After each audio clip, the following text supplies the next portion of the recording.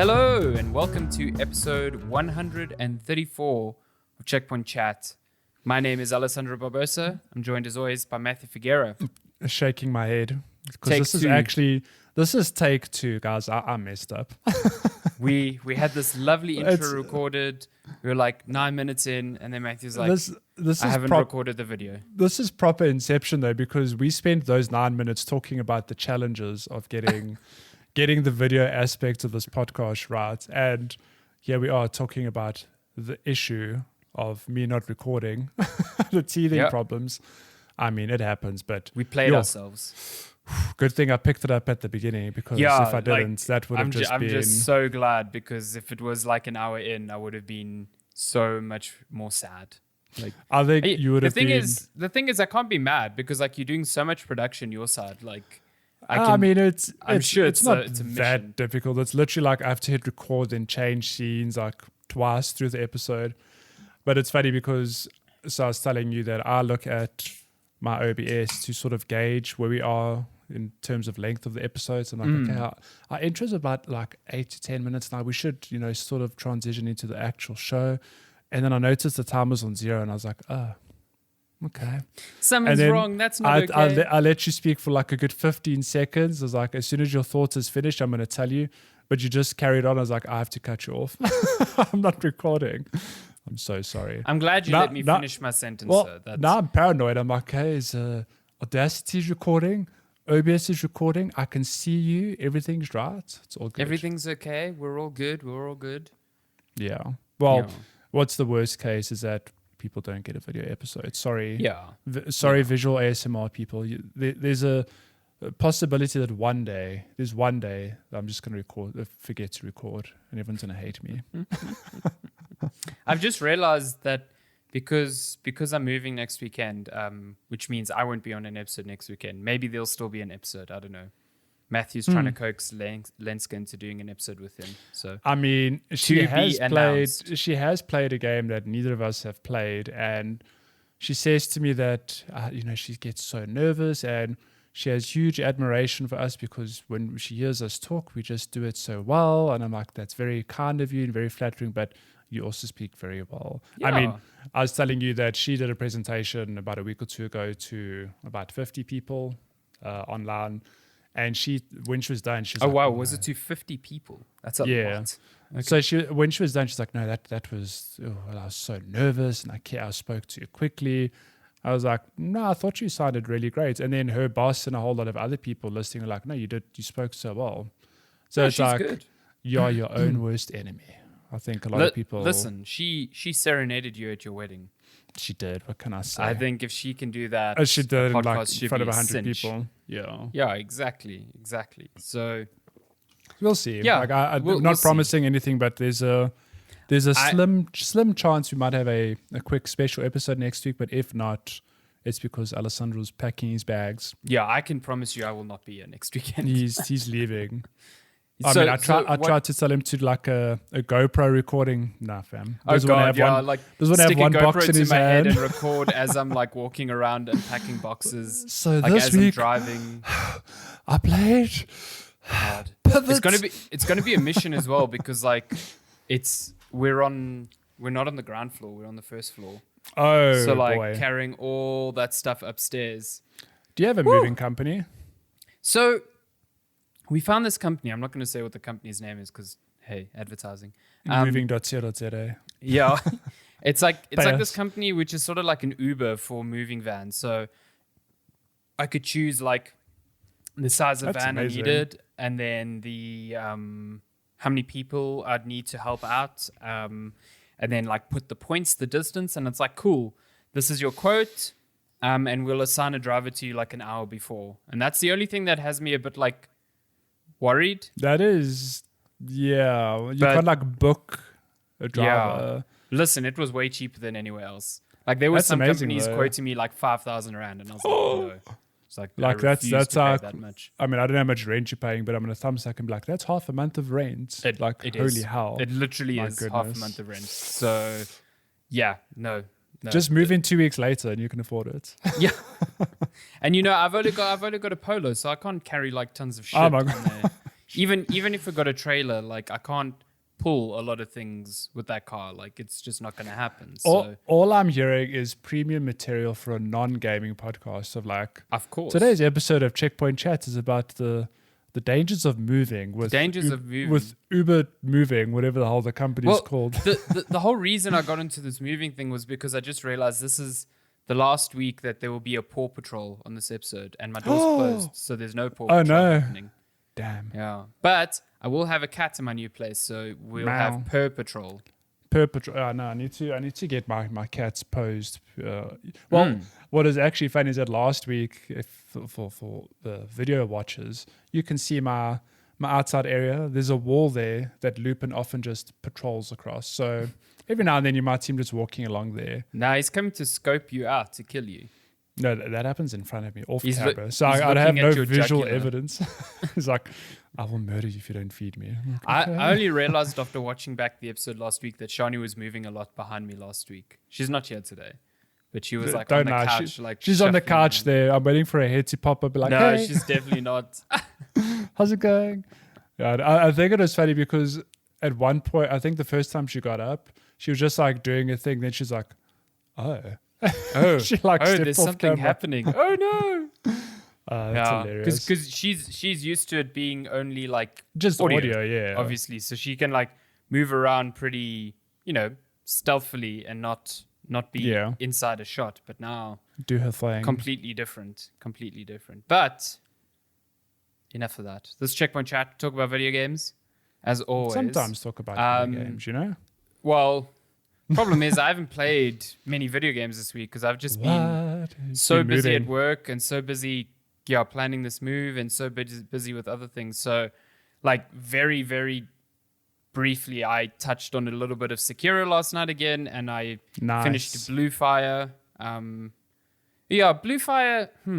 So we spoke about last week, that little like platformer that I said was inspired by Hollow Knight and Souls and whatever. I really after last week, I played a lot more, and I went through the like highest valley and lowest like trough of this thing. Like the platforming clicked even harder for me, and I was like, "Fuck yeah, I'm like firing on all cylinders. I love this." Nice. And then as I explored more of the world and had to do more backtracking, and it got confirmed to me that there was no map, I was just like, I can't deal with this anymore. Like, so. Like I love the platforming in that game. I just really don't like everything else in that game. I think the combat is like really bad. And I found exploration really tedious. So I think initially you said combat was pretty good, but maybe in the long run, I don't get a bit. Eventually, I was just like, I couldn't understand why.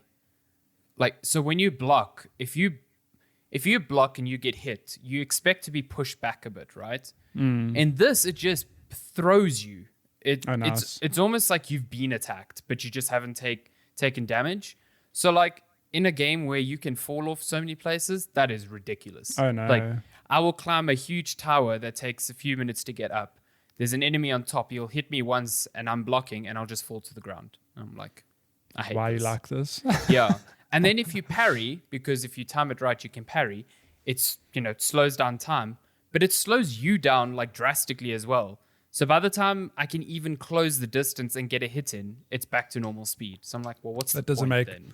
That doesn't make any sense because I'm used to the whole thing of if you parry perfectly, time slows down for everyone but you. Does it make sense? Wow. You move very quickly, but hilarious. It just didn't make sense to me. And yeah, I don't know. I can see the ideas there, and the ideas are good. It's just the execution that's a bit lacking. So like, I hope they give it another go, because I think the platforming and the design for the platforming is so good. Like the side missions with the platforming challenges are extremely good. They could use some checkpoints because like some checkpoint chats. Am I right? Yeah. Hey. Nice. Because like those side challenges are really long, and if you make a mistake, you start at the beginning, and that didn't feel.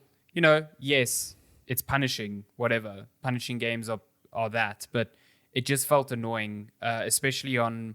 there's some stages where it's like at the beginning you hop onto a platform and it moves, and you've got to like avoid obstacles as you're continually getting back on this platform to progress through level, if that makes sense. Yeah. So like you're confined to the pace of that platform.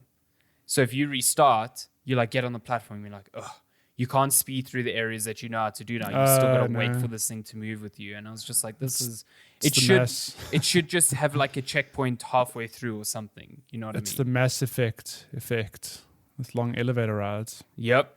I coined that. Read my textbook. Read my thesis on the Mass Effect effect. Are you publishing it on Kindle, Amazon on Books? Kindle? Yeah. No. Yeah. So yeah, Bluefire. I mean, it's worth the go for the price. I still think, because I think I've seen a lot of people have much more positive reactions to it than I did. But overall, by the end of it, I was just like, I really like this platforming, but I pretty much did not like everything else. So yeah. And what's interesting is that a game like that strikes me. I mean, you've said, or not just you, but people have compared it, saying it's a 3D Hollow Knight. Hollow Knight's got platforming, but it's not about the platforming. No, not at all. That's more about combat than anything else. Yeah. So interesting. I was watching managing editor at GameSpot. Is he editor in chief now? No, he's managing editor. Timur Hussain. Who's huge into his from software games, like really, really good at that. That's sorry to interject. Sidebar. He guest starred on the kind of funny episode of Bloodborne. He did. He did. Because this man is everywhere now. I mean, he's like de facto Bloodborne. Yeah, he loves Bloodborne. The Bloodborne man. But he's playing Hollow Knight for the first time. I saw. Yeah, I caught his stream the other day, and he got to the Mantis Lords. And damn, I forgot how ridiculous that fight is. It's so good. He shared a clip on Twitter, and you just hear his controller. Yeah. That's all he hears. And near the end, he's just like, fuck! You know what's funny though is that particular boss fight, and I think a lot of boss fights in games like that in general, is that the first time you play them, you're like, it's impossible. Yeah. But watching him really fight the Mantis Lords now, I'm like, if I've done this fight, I've broken it down. It's actually not that difficult. There's so many repetitive patterns. Yeah, you just learn the patterns. When you take damage, I'm like, how did you not see that coming? But like, I was the exact same person when I first fought. I definitely feel like Mantis Lords is the first big skill check in that game, because it's so early in the game as well. But I love how you fight the one like that was challenging, and then the other two stand up. You're like, hang on, what's going on here? And it's literally both of them, at the same time. Like, this game is a bastard. Why are you like this? Listen, the only boss that's worse than that is the Oh no, I know exactly. Is it the one where it's like it starts off as one boss and then others awaken? Yeah, so many others, and I can't remember what it. I think I don't think I actually beat that boss. I gave up on it because it's a side boss, and I was just like, this is stupid. Like I literally cannot. This game is dumb. It's just so many enemies at once, and they all do so much damage to me. I was like, again, sorry for the sidebar, but 2021, 2 years after the reveal of Silksong, not a single damn shred of news. But I guess more on that later when we touch on the Nintendo Direct. Which we had a Nintendo Direct with no Silksong. You actually brought it to my attention. You're like, this is a Nintendo Direct. Nintendo and Team Cherry are like good buddies, because Nintendo is like, I mean, the Switch was look, Hollow Knight was very successful on PC, but I feel like it was the Switch port that like really elevated that game, because it put it in more people's hands, like you and me included. So I mean, Silksong is only coming out for Switch first. So yeah, so it's like they've got a good relationship, and you're like, listen, this is the Silksong Direct. I'm like, yeah. And then literally before the show, someone from the team, I think, you shared a screenshot from Discord. Is like, there's nothing to show at this Direct. And I'm like, why? And even then, I still had faith, because that team like people often trolls. Yeah, so I was like, oh, this is them just like setting false expectations, and then there literally wasn't a Silksong. We'll get into the Direct later. But I just cannot believe, man. It has been almost. I mean, this June will be 2 years since I played it at E3. Like. What I cry. A time to be alive. I cry every time. I mean, but so is that all you played this week? Yeah, I played a bit more Sekiro yesterday. I've definitely now gotten to a point in the game where I've never been before, because I I remembered how to beat that stupid shaman in that cave. Because at first I was like, he just kills me instantly. Like his attacks do like terror damage and whatever. And then I remembered you need to use that confetti item on your sword to actually do hit damage. Yeah. And I was like, oh right, yeah. And I remember now when I first played the game, I figured that out then, and I got to the depths with that boss that has a gun, and that's where I bounced off because I think I went there way too early and I wasn't doing nearly enough damage. The boss that has a gun, are you talking about Snake Eyes? Yes, Snake Eyes. Let me tell you, Snake Eyes is an optional mini boss, whatever you want to call it. Snake Eyes is a very difficult motherfucker. Like, it's as simple as that. Yesterday I chewed through him because I feel like I've now like done a different sequence and my attacks do so much damage now. Okay. So I do so much posture damage so quickly. Like the other guys around that arena, I was hitting them twice and then executing them. Like, so it feels like a very different. I feel like a very different type of player at the same area. So I stopped yesterday when I was bouncing around these like branches with this like fog, and I fell down to this boss called Headless. And oh boy. Because I'm in the fog, I can't roll. So he just hit me and I died. And I was like, okay. Those bosses are such bastards. I hate them so much. But are you saying that whole area is a side thing? No. Sorry. The Snake Eyes. No, when I say it's a side boss, it's like you could run past it if you wanted to. No, Snake Eyes. No. So I'm speaking about Snake Eyes specifically. No, but they put up like a fog door as soon as his health bar comes up, so you can't progress without killing him. I'm so confused. Are we talking I get what about you mean. He's He's not like a shinobi execution boss. He's just one of those Snake Eyes, the one with the giant rifle. Yeah, and the ground has got like poison and stuff like that. Yeah, it's in that cabin. Yeah, so I couldn't see any other way to get out of there except killing him. Well, whatever. It's not a main boss. I don't know. Yeah, no, it's definitely not. There's so many bosses that aren't main bosses. Also, I don't blame you for thinking this, but apparently the Snake Eyes are female characters. That whole clan is female. So it's actually a she, which is kicking your butt. That rifle. They reminded me a lot of the Tusken Raiders from Star Wars. Because they've got like wraps around their head and they've got like yeah, exactly. they've got the rifles with like a hook. Yeah. I think even one of their attacks is like they hit you with the hook and they drag you in. So I was like, wow, this is literally Tusken Raiders. My goodness, I'm gonna put Tusken Raider impersonation on my CV. You better. That was a great one. If you watch The Mandalorian, there's a good episode where he teams up with Tusken Raiders. It's a great time. It's the whole language being spoken there. It's really a whole language. It's like him with the Tusken Raiders fighting a big sandworm. It's a great episode. Mandalorian, good show. Good show. One Division show I need to watch. Apparently very good. Yeah, I need to catch up on this week's episode today because Shani and I usually watch together. So it's been that series is I know fantastic. Shani's in the couch. Tell her to just pop her head up and tell her you're going to watch it after the episode. It's fine.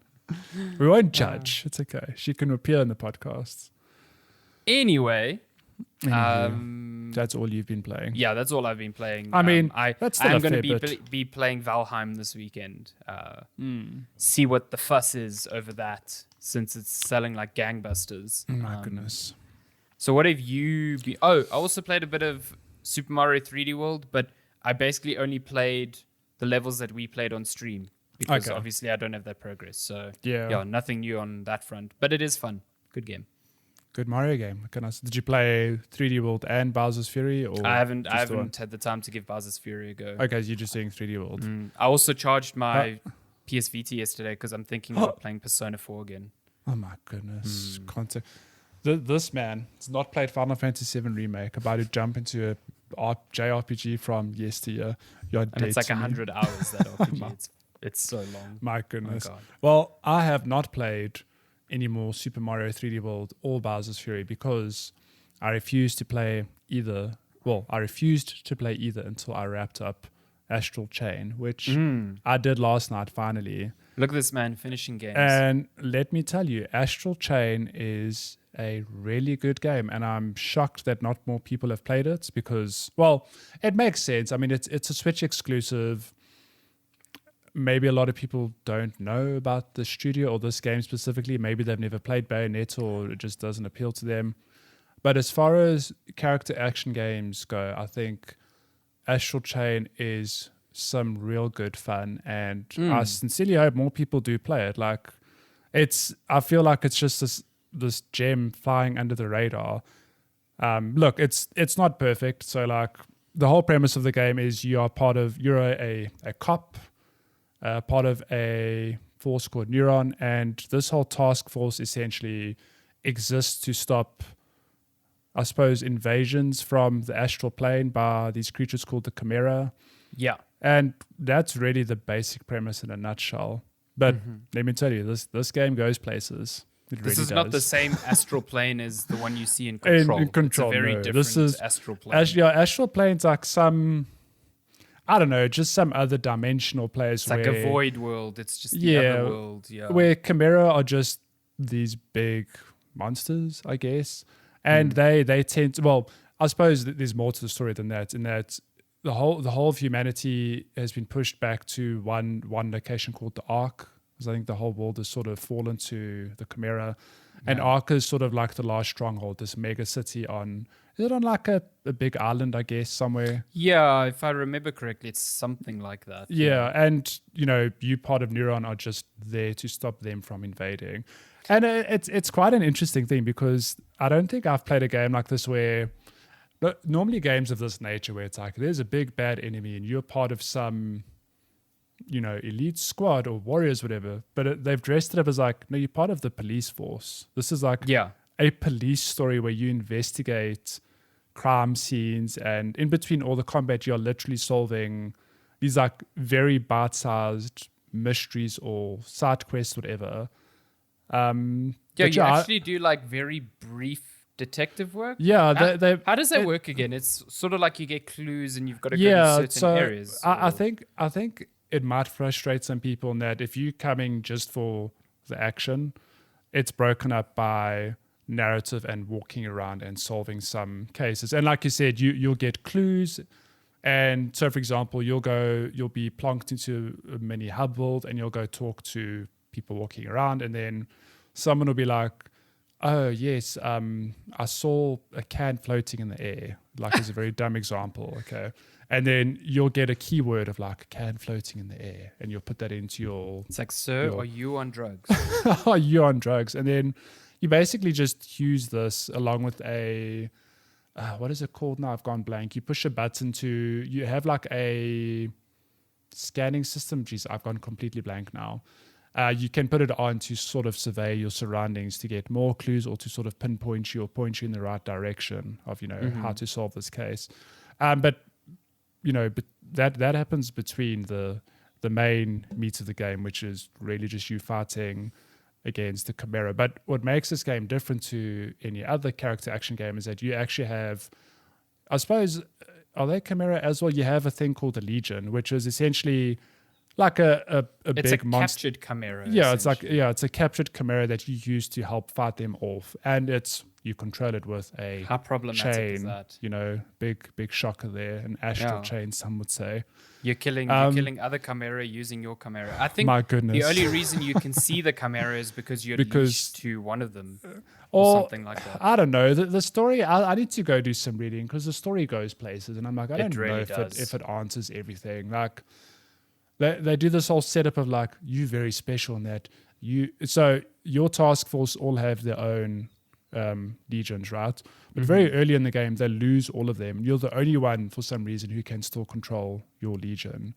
It's like they don't really explain that, or maybe they do. There's a lot of lore dumps in data files which I just haven't taken the time to read through. It's like your Pokemon, essentially. Yeah, but the long and the short of it is that what makes Astral Chain special is that you control yourself with, you obviously doing your own moves, you've got your own moveset, but simultaneously you are controlling your legion as well, who fights alongside you. And initially, I think the first, I'd say 3 to 4 hours of the game are very overwhelming, because they really like feed you a lot of tutorials, or not necessarily tutorials, but it takes you a while to get used to how to play this game. Because it's like, okay, in a normal character action game like Bayonetta, for example, I literally can button mash and I'll pull off some sick combos and that's cool. Like, I don't need to know more. I might not get S+ ranks, but I don't have to give a shit because, you know, I'm going to fight through every battle. You're still making a dent in the game. Yeah. Yeah. Whereas Astral Chain's like, cool, you've got that, but now you've got your Legion buddy who you can send out, you can pull back to you. You can use the chain that they attach to wrap around enemies to stun lock them. You can have your Legion pull towards you. And like, you know, you can give your Legion some mini sub abilities as well. And then that starts off like that. It's a bit like, whoa, that's a lot. But throughout the game, you pick up more Legion. And then it's like, well, I've got, by the end of the game, 5 different Legions to control. I mean, not at the same time. You can only have one out at a time. Imagine you could control them all at the same time. Oh my goodness, imagine. But they each have, you know, some sort of benefit they bring to the battlefield. So like, I told you one of my favorite ones is the good Doggo Legion. Because you can actually ride it around on battle. And while you're on this Doggo Legion, like, you can't take damage. But yeah, I just thought this game is actually, it is just so interesting. And I found the combat very cinematic and highly enjoyable, because when you do figure out the system and you get these things called sync attacks, where you can basically, you do attacks, and if you time a button press, you know, perfectly, your Legion follows up with another attack, and you keep stringing together these combos. And when you do it against these like massive enemies or these waves of enemies, it's very satisfying. So like, that's the good part of the game, and I absolutely loved that. Like, I really enjoyed the combat. And you have to like seriously engage with that, because if I remember correctly, like, if you just decide to like attack with your actual human character, you don't do much damage if you're not doing like attacks with your Legion. So it is like a combat system that you really have to wrap your head around. Yeah, and the first few hours. what I haven't mentioned is that you can only have your Legion out for a limited amount of time. There's sort of like a gauge that appears that, you know, I forgot about drains that. if they take damage or the longer time they're out. So what you have to do is call them back in, let them like heal up a bit, whatever, and then you send them out again. So it's this very careful balance of, you know, when do you have it out, when do you put it away, what do you do?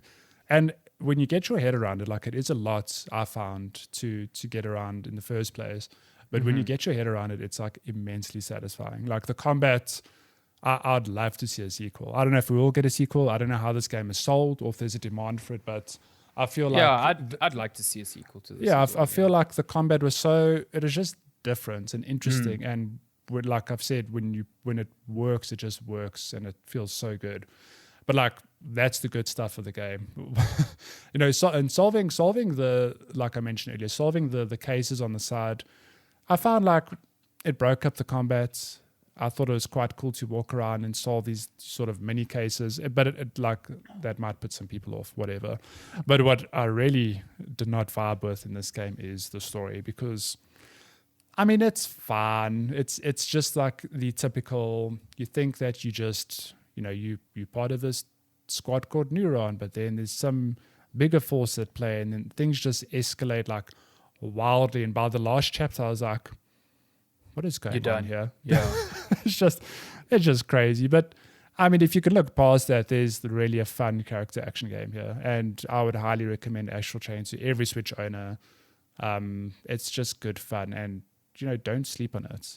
You might be surprised with how much fun it is. I still really like how it looks. I think it's got this really great neon cell shaded style to it. It's really fun. The game has a photo mode. Let me tell you, photo mode does not do that game justice. It's best when it's moving because the moment you pause stuff, it doesn't look right. Like, some of the effects are just mid-air and it almost looks like it's blurry or like cut off, and it's like, it doesn't quite look right. But when you're playing the game, you don't see that at all, because all those effects obviously are working together to give you this, like you said, this nice neon sort of, is it cell shaded? It's like a little bit cell shaded. Maybe it's not cell shaded.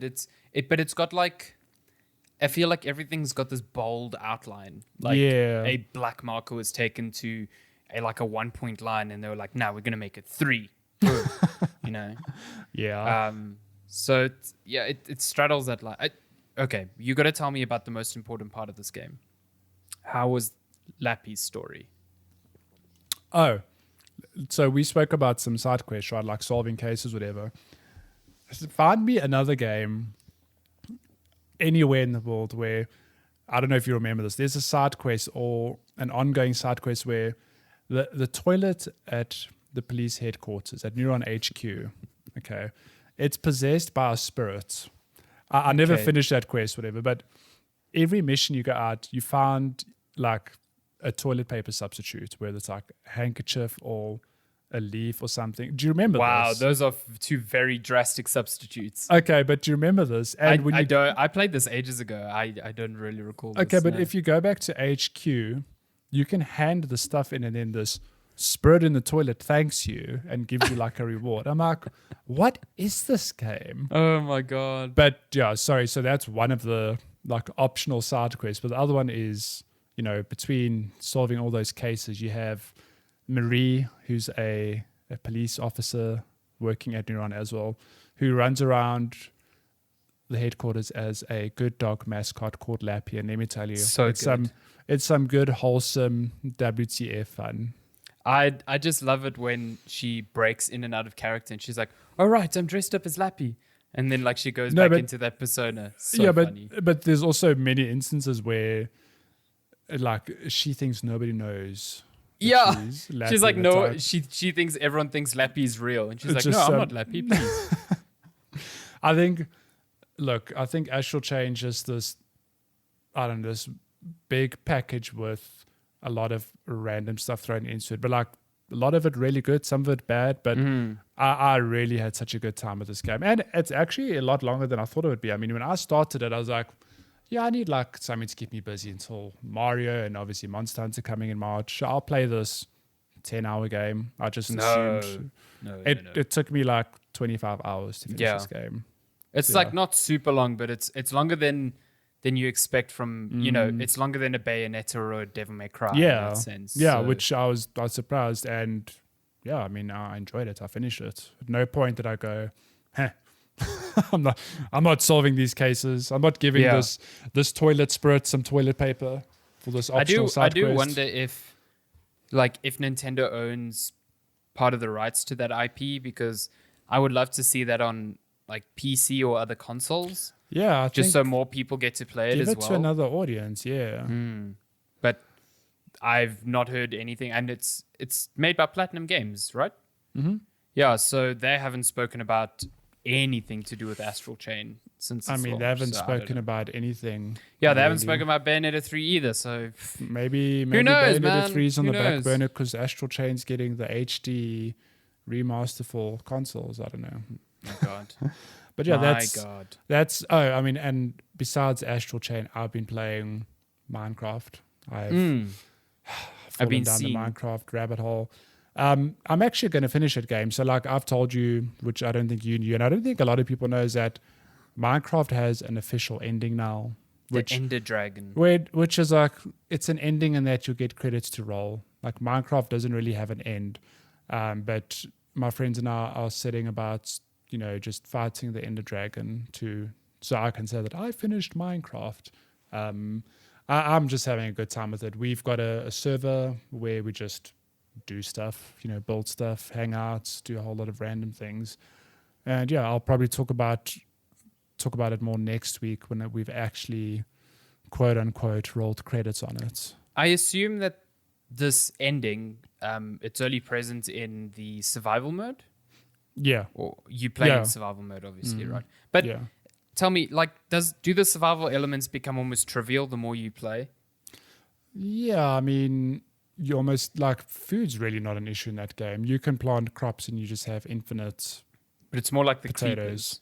Yeah. So what happens is during the daytime, there's like little to no threats from skeleton archers or creepers, whatever. But when it's nighttime, that's when all the enemies come out. They spawn in the dark, but you just go to sleep and it's instantly daytime again. So, I did not realize you could sleep. Yeah, so you just sleep and it's daytime. And I mean, so it's you like don't the have forest, to. Really. It's like you don't fuck around at night. You just sleep and hope to God you survive. But I mean, I think there's just, Minecraft's one of those games where I played it. Shit, I mean, this game's more than 10 years old, which is crazy because I played it sort of in its, I mean, I can't say its heyday is over because I think Minecraft still has millions of people playing it. But I played it when it sort of launched officially, from beta to launch. And I don't know, it's just, I think that there's something for everyone to enjoy in Minecraft, whether you want to try a build, or you just want to go explore some caverns, or you want to mess around with redstone because you can actually program stuff in that game, or do not program stuff, but do circuit boards and do I've got a friend who knows Minecraft inside out, who's built the most fascinating things that I just did not know existed. So for example, he's got a sheep farm which harvests wool, but the way it works is that he's got, so that Minecraft, the sheep come in different colors, so you can get different colors, different wool colors to obviously build different things, everything from white sheep to black sheep to gray sheep to pink sheep to whatever. Huh? Okay, it's got every color sheep you can imagine, and he's got them in different pens. Candy floss sheep. And he's got them on the surface in these pens, whatever. But underneath these pens, he's got a mine cart going around on it's just a loop on a track. And there's something that happens on the surface where there's a block that detects if there's a change of something. Mm-hmm. And what happens is it picks up that the sheep has grown its fur, so it sheds the sheep, and it deposits that wool in a chest below the pen. And then this mine cart goes around and it just constantly picks up this wool and it deposits it in another chest. And I'm like, I did not know. Yeah, I'm like, I always knew Minecraft because of redstone. It's got a lot of different applications, but just the sort of creations he's brought to life in this game, I'm just like, it's insane. So that's a wool farm. He's got many others where it's you just look at it, you're like, this is ingenious. That's incredible. I can't say he figured them out. I think that there are many, many tutorials online that show you how to, have an iron farm or a wool farm or whatever farm. And he's just built some of these and brought them into our hub world. And you just look at that and it's damn, Minecraft really is this great game where, again, if you just want to tinker around with these complex machines, you can do that. And there's some fascinating stuff you can do. Just with it's not really a limited tool set, because I think the tools they've given to players are pretty versatile. Over the years, they've just expanded the game constantly. And it's just incredible to see. I can't say that I find interest in building those things, but to witness them and then use, I can go get infinite wool now if I want to build with. That's what's great about a community servers, that everyone finds their own niche, does their thing, and everyone's contributing to the overall goal. John Michael, he built he built a mini golf course in Minecraft. Golf, just miniature. Yeah, but it's it's cheating the game in that the game doesn't have golf balls. Okay. But so what do you use? You use snowballs. So what happens is that you throw a snowball and it slides. You just go and you pick it up, and that's where you take your next shot from. Okay. But it's done so smartly in that what he's actually done is that the course is ice. So obviously that's what makes the snowball slide across the surface. But he's got carpet over it, green carpet. So it looks like a green. But obviously the game reacts to the block underneath it. It's just, it's insane. One day I must actually maybe just give you a quick tour or something, and it's mind blowing. I'd love that, just to come check it out. Yeah. That sounds awesome. Minecraft.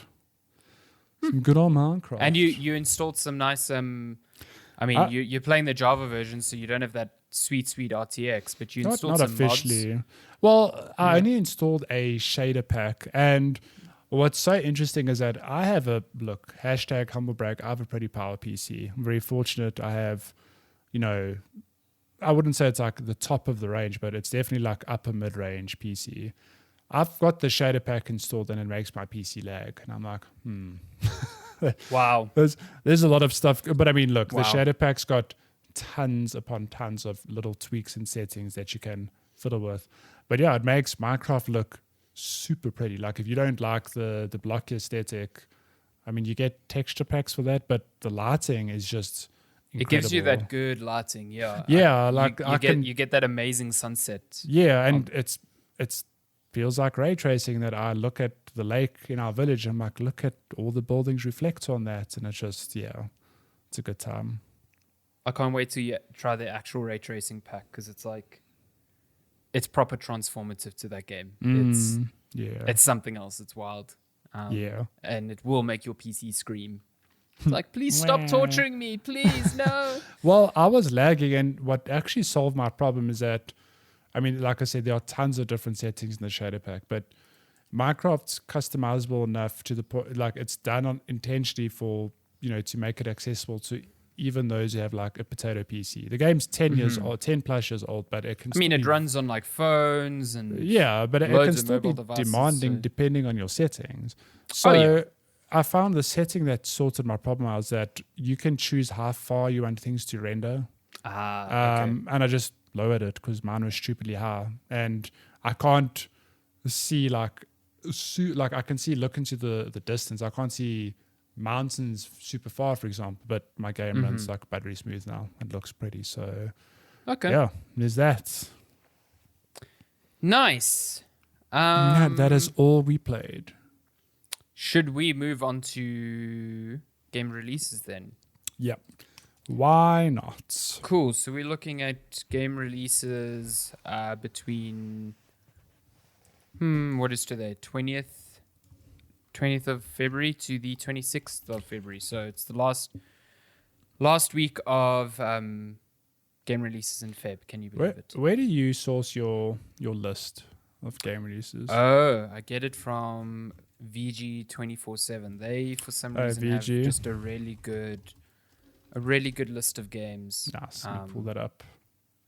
So we've got on February 22nd, Dry Drowning on Nintendo Switch, which is a psychological investigative visual novel set in a futuristic dystopian city. Okay.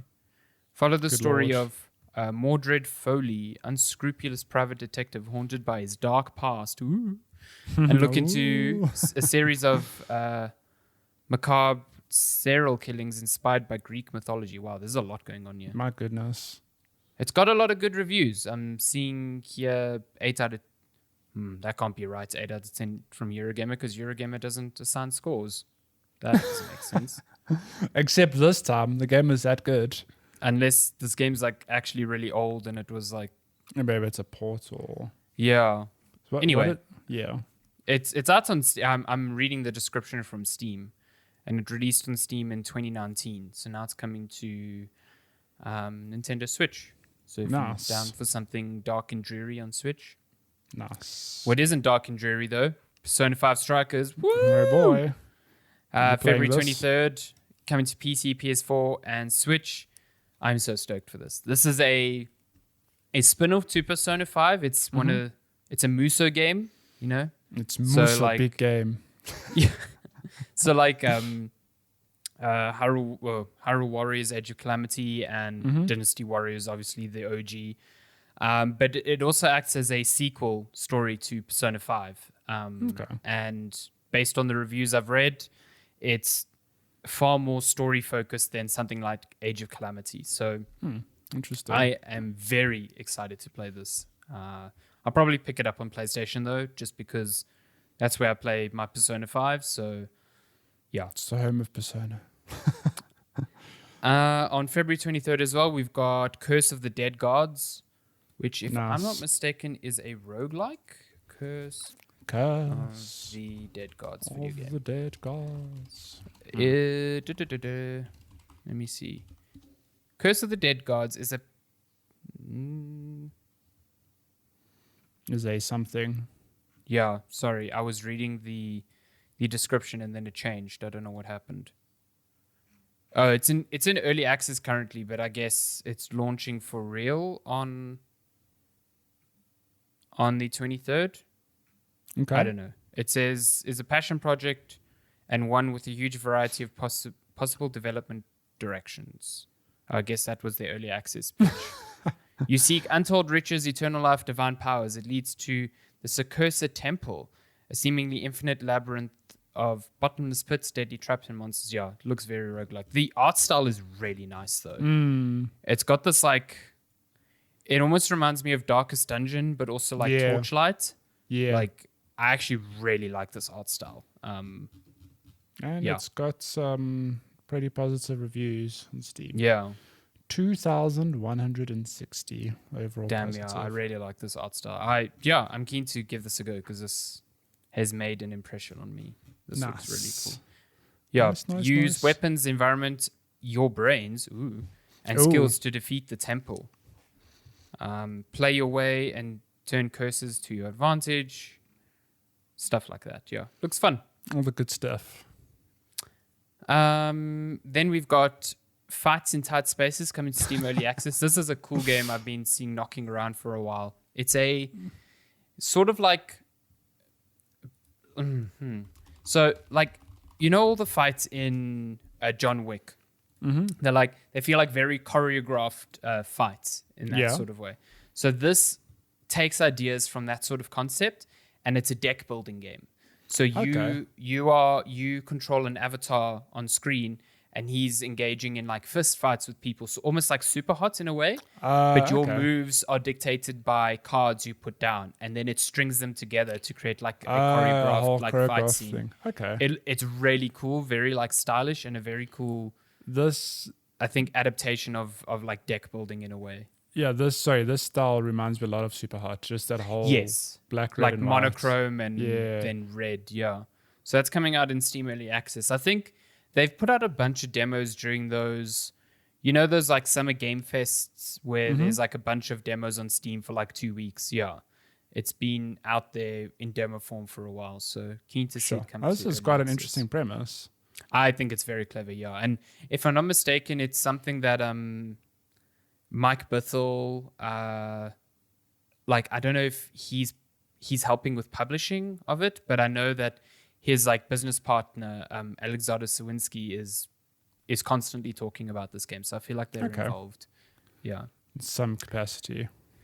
Then we've got Ghosts and Goblins Resurrection coming to Nintendo Switch on February 25th. My goodness, I cannot say I have any sort of excitement for this. Like, I never played Ghosts and Goblins back in the day, and this like remake doesn't really look all that appealing to me. So, yeah. Well, can I tell you that I remember playing Ghosts and Goblins as a kid, not being able to get past the first level. Yeah, I just know it was very hard. Revisiting it as an adult, not being able to get past the first level. But I mean, look, with enough time and perseverance, I think I could do it. But this game is like stupidly difficult, like super challenging. So Resurrection, is this like a brand new game, or is it just the first one? I don't know. I don't know, because it looks like, to me, it seems like it's a whole new title. Yeah, I mean, it definitely is if it's the first game again, it's like a full-on remake, but I don't know if it's following the story of the first game again. I think it might be a brand new one, to be honest. But I don't know if it'll be as hard, but I mean, it won't be Ghosts and Goblins if it's easy. I really do not like the art style. It looks like stop motion. No, I'm not a fan at all. Good lord. But then after, if that's not your vibe, maybe some JRPG if that's not your vibe, then wow, there's a lot of Switch games this week. Big Switch exclusive out this week. Bravely Default 2 coming February 26th. That's big JRPG vibes. Lots of stats to follow, lots of turn-based combat. It's very, I mean, I never played the first Bravely Default, but it's very much like the Final Fantasies of yesteryear. Yes. Where you basically have a party of 4, but you can choose classes and jobs for them. So sort of build how you want. You could have, for example, a white mage and a warrior, or like, I don't know what the classes are, but that's sort of my understanding of how this game works. Yeah, I think that's how I've also haven't played one because they look like big time investments. So, but yeah, I know that people who love the first one are very excited by what they're seeing of the second one. So yeah, I'm keen for people to get their hands on it. It looks like it could be good. I love some of the names Square Enix give the characters. Like sometimes it's these epic made up names. You're like, wow, that sounds awesome. But then other times it's like Cloud, and Squall. And in the case of Bravely Default, we've got Seth and Gloria and Elvis, and then I love Adele. Elvis.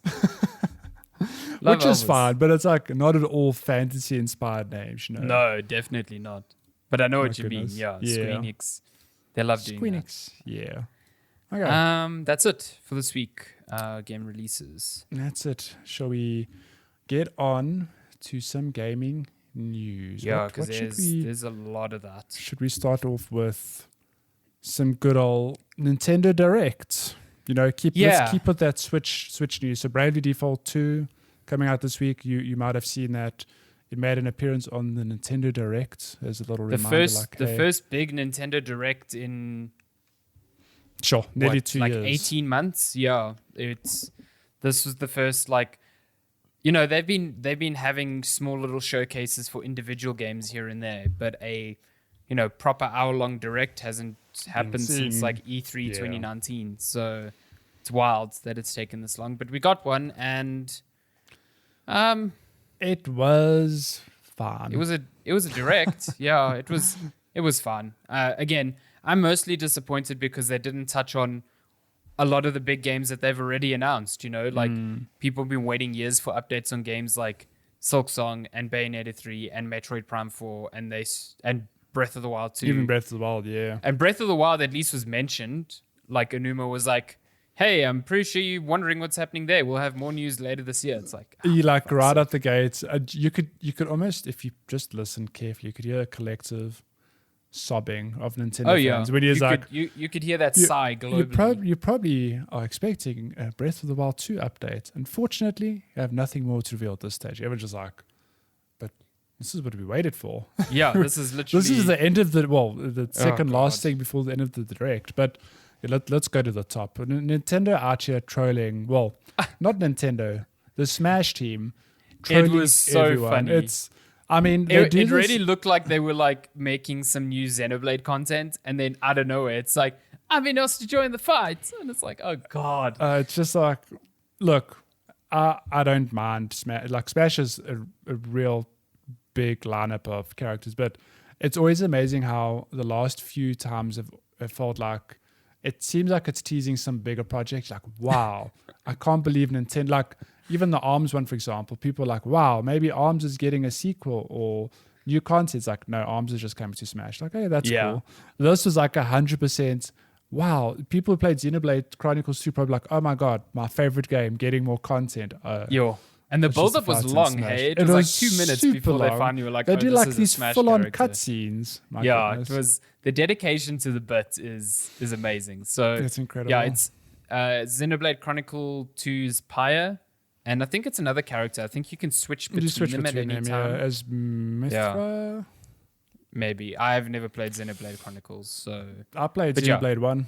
Good time. Xenoblade 2, just have not played. So yeah, they're coming to Smash. Fall Guys coming to Nintendo Switch. It blows my mind because I just forget that Fall Guys is a PC and PS only affair at the moment. I literally saw this and I was like, oh right, it's actually not a Nintendo Switch. And it's not even on Xbox. It's coming to Xbox too. They revealed like soon after the show that like Fall Guys is also coming to Xbox in summer. Man, this screenshot really shows you how terrible the borders on the Switch are. It's like, all right, the screen is actually quite small. It's on so this teeny thing. tiny. Oh my goodness. My goodness. There was a lot of stuff shown there that I was like, okay. The Outer Wilds. It's actually not the Outer Wilds. It's just Outer Wilds. But Outer Wilds.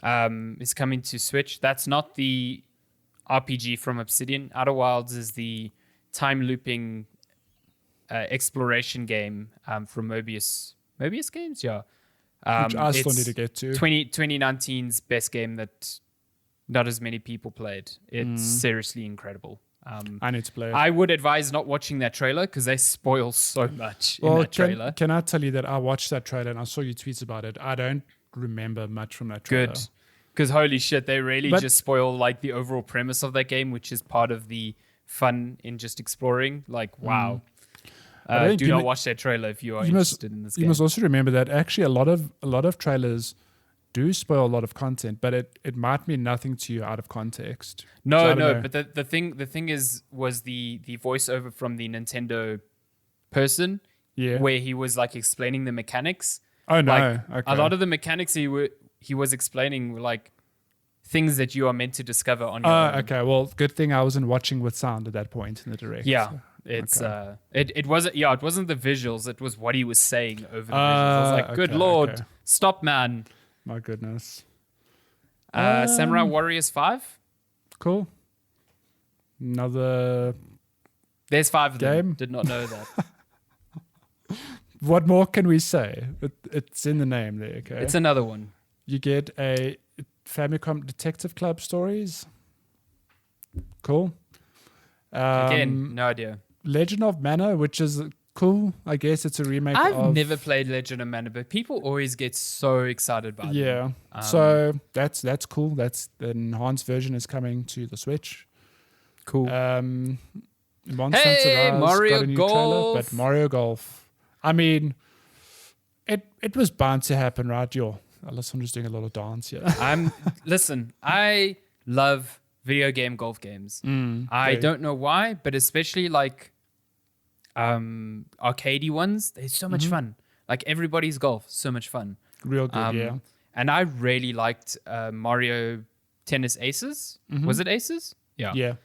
I loved it. Like, again, sport games that are more arcadey, super fun. Good fun, yeah. So I am stoked for this. Like, super. It looks so weird, though, at some points. Like, you can sprint across the golf course and stuff like that. That's a game mode, I think, where, I suppose, is it just called Rush? The game mode where the whole premise is you just have to get your ball into the hole as quickly as you can. So you literally hit the ball and you sprint across the course to get to it. Oh, so it doesn't matter how many hits you have. It's just I don't know. Get to the hole first. I have to believe that that's taken into account. But what looks cool is that you get power-ups that, speed you up or that you can use to slow down your opponents.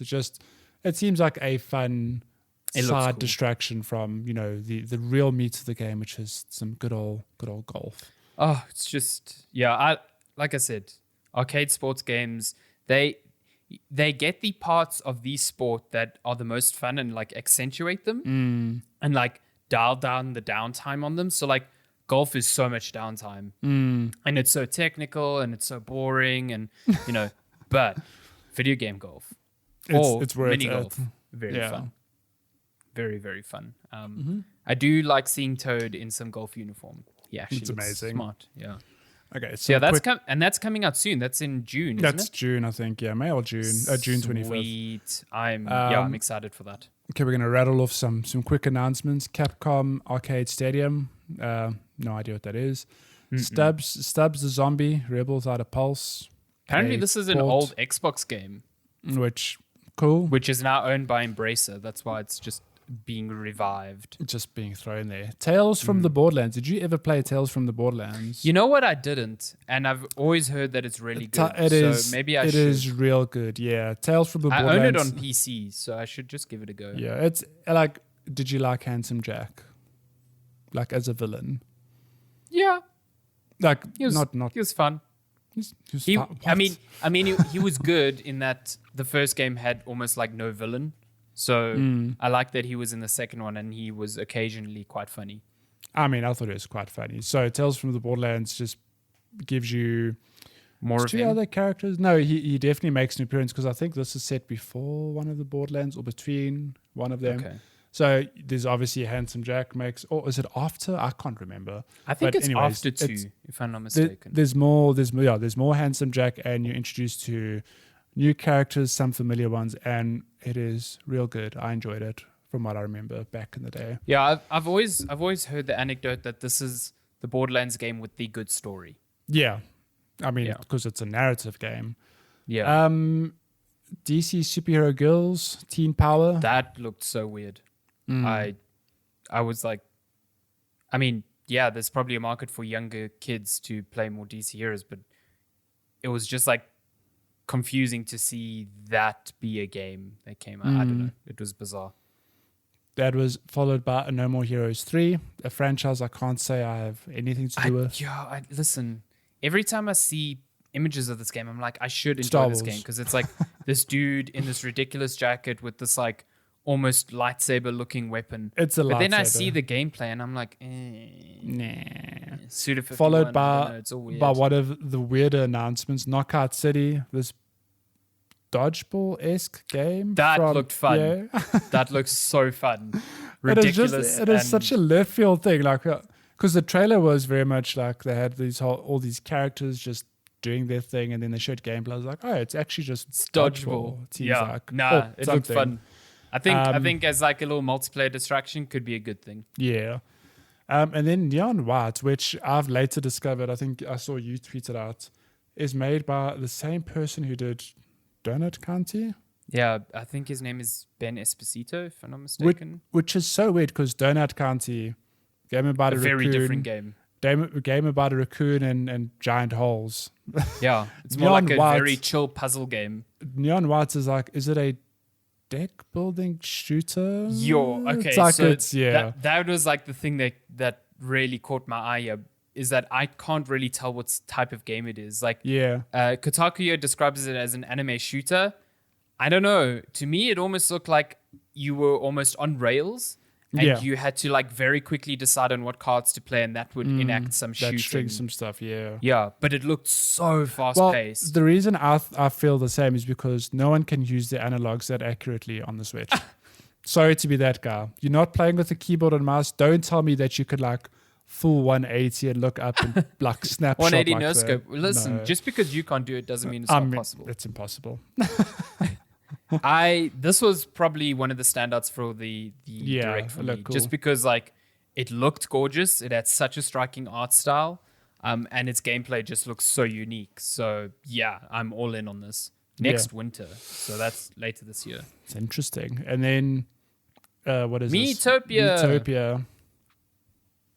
Cool. Listen, Miitopia is one thing. Like, you know, I played a lot of Street Pass on the 3DS. But I never got into Miitopia because that just felt like, hey, what if you really like those games and want a whole game about them?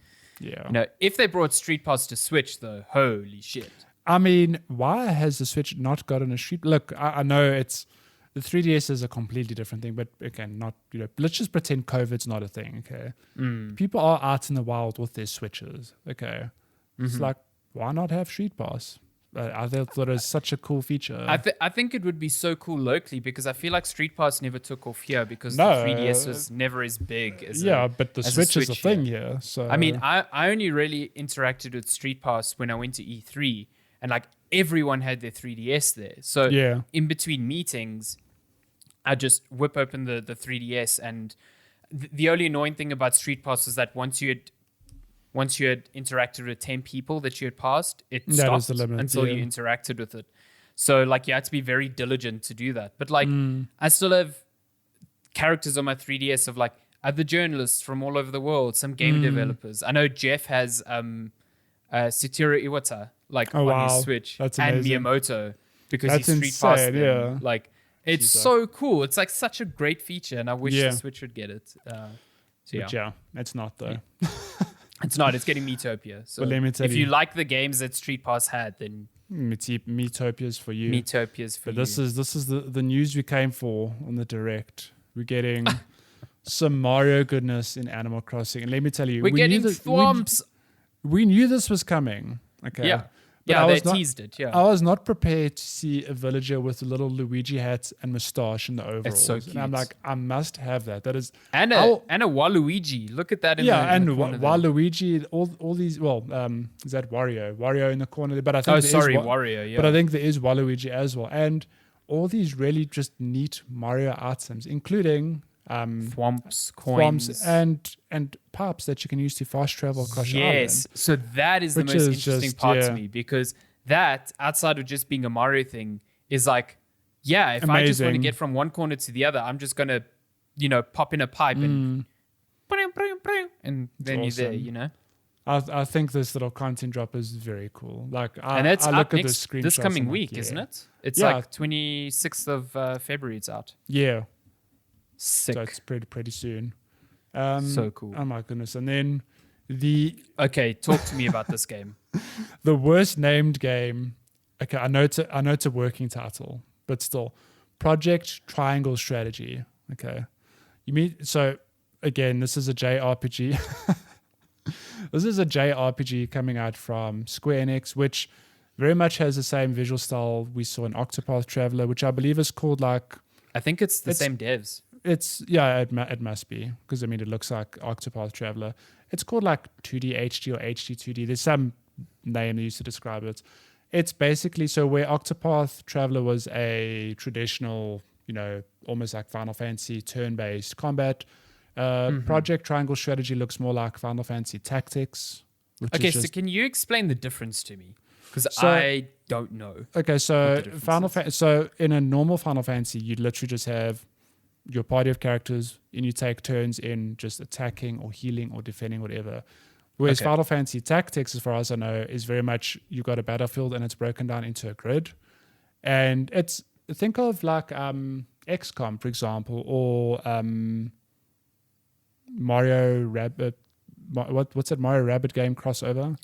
Oh, it's kind of like that. It's kind of like that, except on a whole, like a much bigger tactical level where you need to move, take your move to a certain square, then do your move, whatever. That's it, really. Okay, I could be okay. Is Fire Emblem not like that as well? It's like a sort of, yeah. So I think it's similar. I mean, I can't tell you that I know the big differences between all these games. But that to me, from my quick view of the trailer they showed, that's what it is. So okay, I'm in. Okay, so the game looks visually, I love that style. I still need to play Octopath Traveler one day. But just the name, like I know it's a working title, but Project Triangle Strategy, I'm just like, why? Project Triangle Strategy. There's a demo out on the eShop, so which is cool. I know they did that with Octopath as well. They released a demo like way before the game came out. Yeah, so. And I played the demo. And I think at that point it was called Project Octopath. Yeah. Which made a lot more sense, Octopath because it had 8 characters. Hey, but Project Triangle because there are 3 factions, I presume. Yeah. So it's Octopath. It's like 8-legged. Yeah. Octopus. Oh god, just scroll past this. Okay. So no, we have to talk about this. Star Wars Hunters. Okay. So it was announced with very little context, and it didn't take long for people to realize that the developer is Zynga. Mm-hmm. Same people who made Farmville, yeah. Mobile people. And it's also a free-to-play shooter coming to mobile phones. Nice. Get on your Switch. So I don't want to know anything about this. just scroll past. I'm going to scroll to a game called World's End Club, which interesting.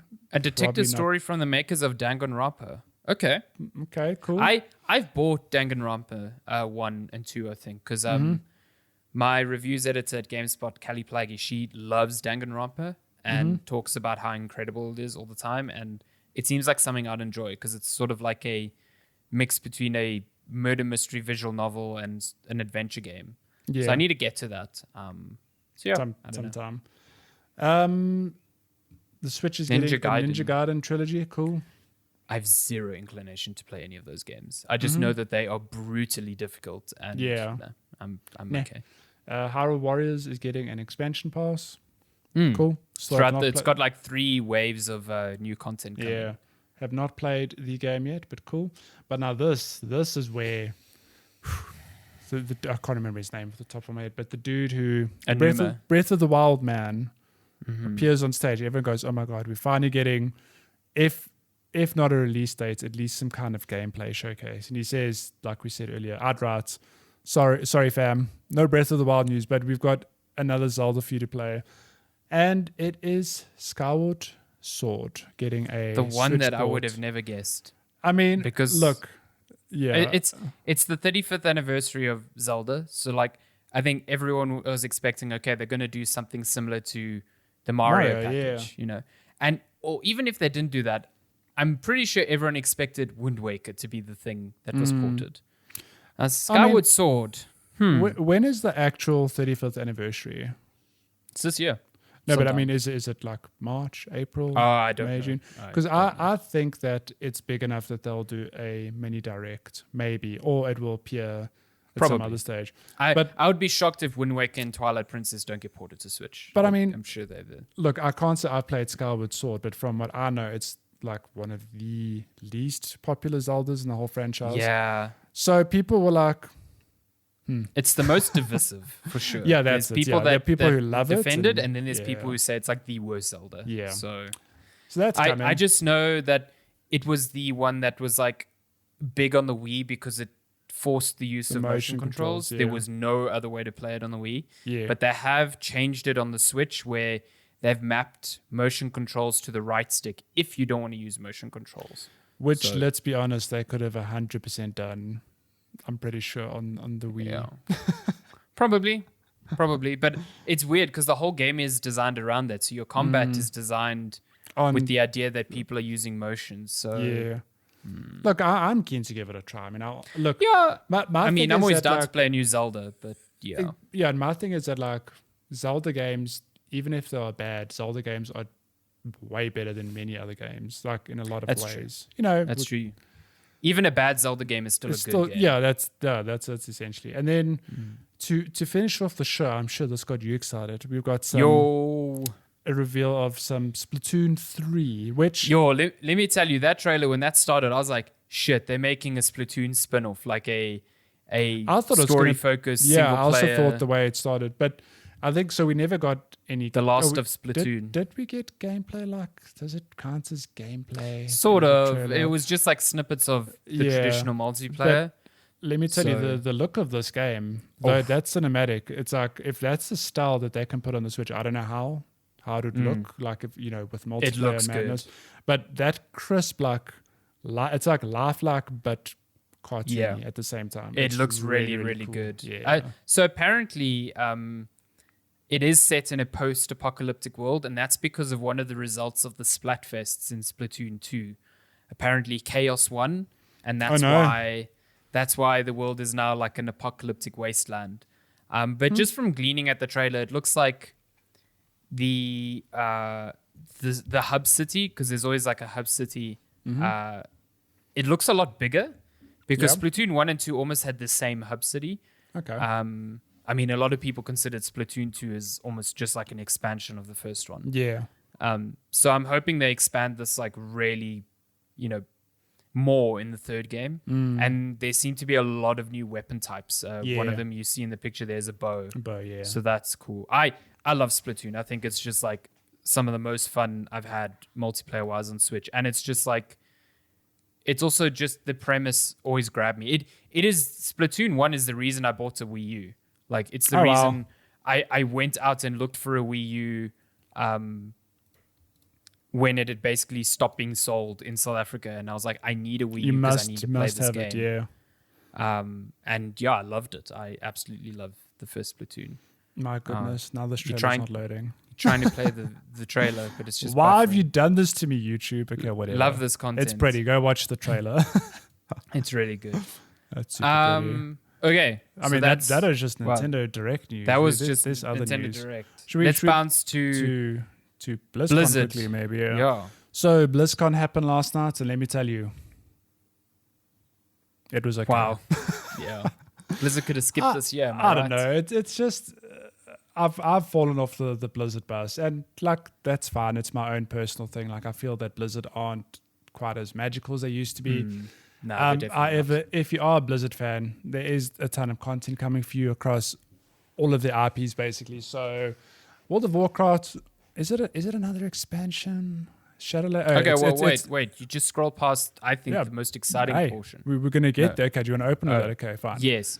Blizzard is remaking Diablo 2, which, based on what I saw on Twitter and every people are like, wow, I'm so excited. I'm like, I'm also excited, but did we not know this was a thing? Because it was kind of... It looks pretty, though. It's super pretty. This is not the Warcraft 3 treatment. No, I think that is the big difference. It's like an actual... It looks like an actual remake. They don't say remake, but it looks like a remake. It looks like it. I mean, yeah. It looks like the Diablo 3 engine, but still retaining the sort of like 2D style of... Yeah, look at that. It looks pretty. Like yeah. you can tell it's still Diablo 2 stylings. It still looks old and gritty in a way. It's just been modernized. Well, it's been given a coat of paint, I guess. I'm keen to play this because I actually never played Diablo 2. So I played a bit of Diablo 2 back in the day. But yeah, it's coming to consoles as well, including Switch, Nintendo dare I Switch. say, which is the best place to play a lot of games. Which is interesting though, because Diablo 3 was made with controller support in mind. Diablo 2 never was. So its abilities are far more focused on precise clicking. Yeah, so I don't know. It's directional attacks. So. Yeah, I don't know. But then I guess this is Blizzard's way of being like, listen, Diablo 4 is coming later. Here's something to tide you over. Remember when Diablo was good? That's. I think the one, just across the board, the one thing that was just really pushed home throughout the Direct was the Direct. Look at me, the BlizzCon Direct. Is that they really played on nostalgia. Nostalgia. That's the word I'm looking for. Thank you. This is why you earn triple. That like throughout the Direct, it was like, even so the Diablo one, for example, it's like we all have a memory of playing Diablo 2 back in the day, and like they're just playing on that nostalgia like big time. And it was really like, we'll get into it throughout the Direct, but my goodness, everywhere in the Direct is like, we'll get to it. So let's get to Diablo 4 quickly. So Diablo 4 still has no release date, no sort of time frame, but they did reveal that we are getting the Rogue class. Oops, that is not the right. So just remind me, the Rogue wasn't Diablo 3, correct? No, you're thinking of the Demon Hunter. Okay. So that's where I got the Rogue was in Diablo 1, if I'm not mistaken, which is why this is like, so what they said is, deal. My goodness, these trailers. I was going to get to the gameplay. Hang on. The cinematic was really good. Hang on. Let's just get to some gameplay. Yeah, Diablo 4's gameplay looks phenomenal. It's looking real good, yeah. Look at that. Okay, this looks like a class I'm going to play. Yeah, yes. I played a shit ton of Diablo 3. I'm very excited for Diablo 4. So it's amazing looking at this, how much you can tell that they went back to the Diablo 2 style of game after 3. Like, I had no problem with 3, but I know that it was very divisive. That is a thing. Yeah, it is a thing back in the day. People are like, no, Diablo 3 is too colorful. It's like, okay. I mean, this is dark and dreary, but it looks... to be honest, I look at this and I'm like, damn, this looks like Path of Exile. Shh, don't tell Blizzard. But yeah, so Diablo 4 is coming, and no what's the mobile one? On that yet. Diablo Immortals, the mobile one. They didn't show any gameplay or anything which is weird because the Twitter account was going friggin' mental before the keynote. They were like, Diablo Immortal, blah blah blah, and I was like, okay, a release date's going to be announced, and then it wasn't even featured. No. Look, I think overall Diablo stole the opening show. Like, that's where. Do you know what they should do with the Immortal? Diablo they should put it on mobile and put it on Switch. Oh my goodness! Just call it a day. Call it a day. But what else was shown at BlizzCon? So Shadowlands is the first big update to WoW, I think. I mean, no. Shadowlands is the expansion. It's the expansion. Chains of Domination, I think, is the update. Chains of Domination. This blew my mind. Okay, so we all know that you get vanilla WoW in the form of WoW Classic because there was a percentage of players that thought, you know what, we don't like where WoW has gone. We just want the old-fashioned first-year World of Warcraft experience. Okay? We just want that original good. Which is cool, whatever. Now, they it's like... There's a parallel timeline running alongside the existing timeline because the Burning Crusade, which was the first expansion for WoW, if I'm not mistaken, is now coming to WoW Classic, which means that in 10 years' time, we will get, or 15 years, however long WoW's been around for, we will get the Burning Legion for WoW Classic, by which point there'll be WoW Classic, which will be the first one reimagined for those fans who want, you know what I'm getting at. It's just like, I just don't. I also don't get so it. Interesting. We were chatting about it before the show, and I just I get the idea of people really wanted that original classic WoW vibe to it, even though at the time it was really criticized for being extremely grindy and super not welcoming if you were not playing it obsessively to a point. It's something they've really refined over the years, based on what I understand. Yeah. So, but if you want the old experience, if you want to go to classic, cool. But man, they're really investing a lot of time into just making like you said, a whole parallel branch of WoW for people who really like the classic vibes. And I just don't get it. I don't get it. Yeah. It feels like you're butchering your own like consumer base by doing that. So But if there are players who pay for it, then clearly there were enough people playing classic that they were like, yeah, let's just put the Burning Crusade into classic. Yeah, and next is Lich King. I think it's just going to carry on that way. We're going to get a classic expansion. Do you think they'll skip over the expansions that were bad?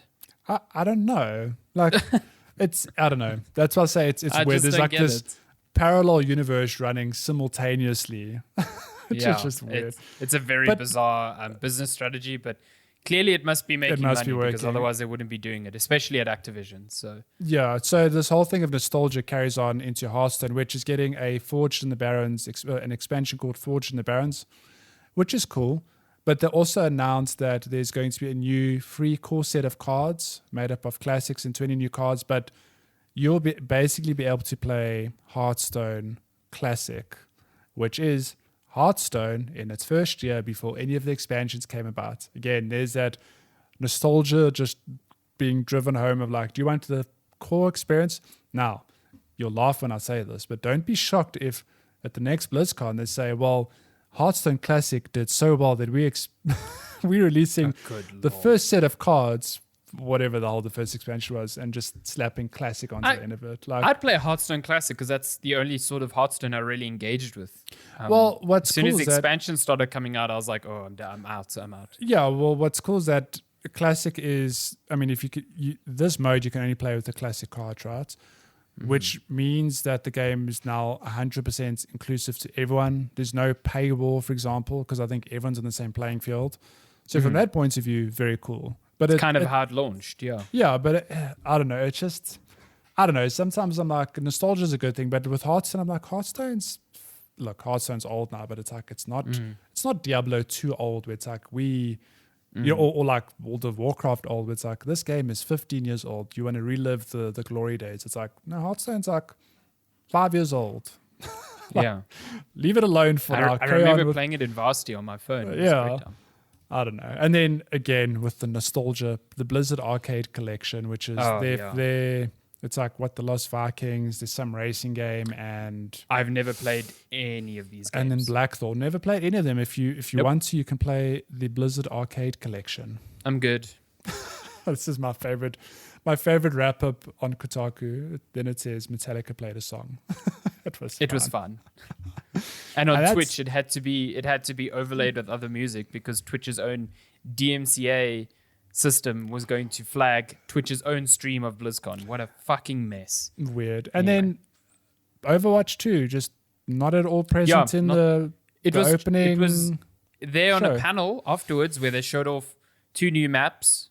One was in New York or something like that. Apparently the panel very good. So I'm like, why did you not show us anything in the... I don't know.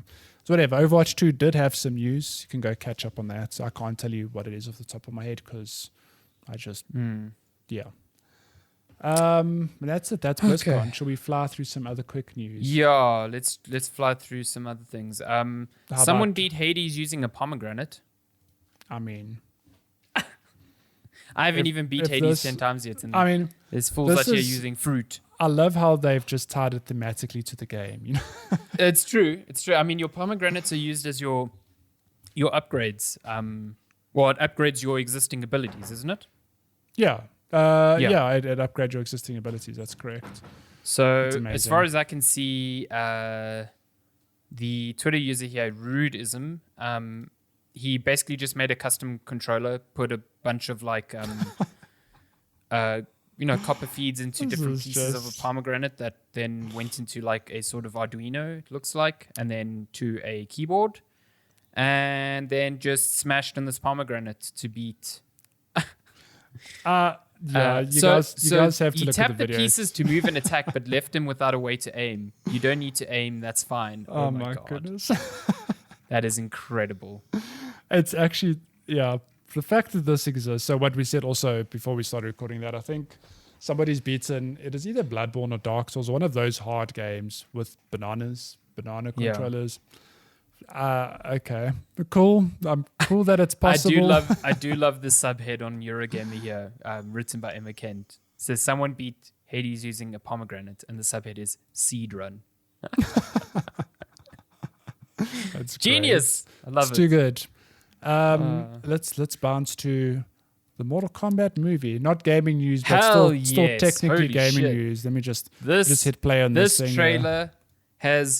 This trailer looks way better than it has any right to. So we knew it was happening, and we knew it was like actually being taken seriously.